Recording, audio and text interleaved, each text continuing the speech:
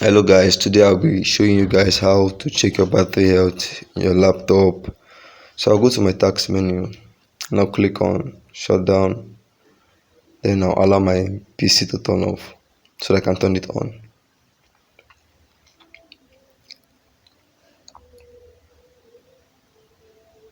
So now I'll turn on my PC, then I'll wait when the PC is booting.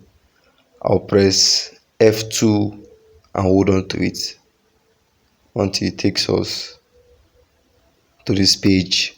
Then you see your battery information. You click on your battery information, and on that side of the screen you see your battery health. So if you find this video helpful, please like, leave a comment in the comment section, and subscribe to my channel. Thank you.